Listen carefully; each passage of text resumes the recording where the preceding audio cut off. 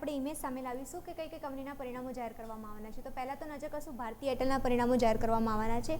એમાં મેજરલી જોવા જઈએ તો સબસ્ક્રિપ્શન જે છે, સબસ્ક્રાઈબર જે છે ડે બાય ડે વધી રહ્યા છે, જેના કારણે કંપનીનો જે પરફોર્મન્સ છે એ સ્ટ્રોંગ આવવાની, રિઝલ્ટ સારા આવવાની સંભાવના છે.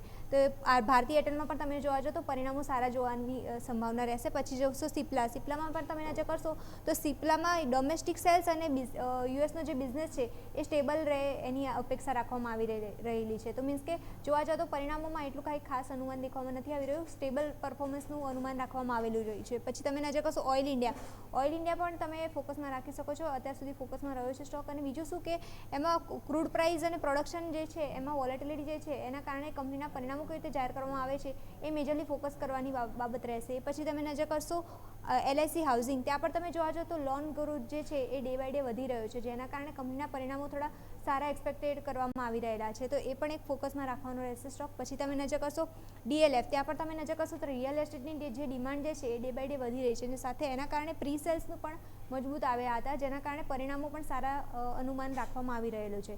પછી તમે નજર કરશો HFCL, તમે નજર કરશો ત્યાં પણ તમે જોશો તો માર્જિનમાં થોડું પ્રેશર જોવા મળી શકે છે, એટલે પરિણામો ક્યાંક મિક્સ જોવા મળી શકે છે.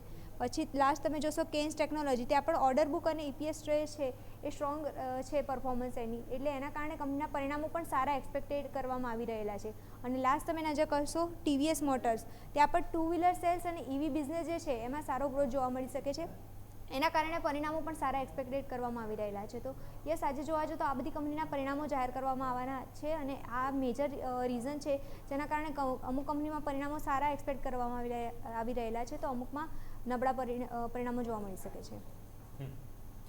ઓકે, તો આ સંકેતો છે કે જેને ધ્યાન પર રાખવાના રહેશે. આભાર મિરલ આપનો અમારા સાથે જોડાવા માટે થઈને. એક ખાસ મહત્વપૂર્ણ સ્ટોક અત્યારે ફિલહાલ પરિણામોને લઈને હાઇલાઇટ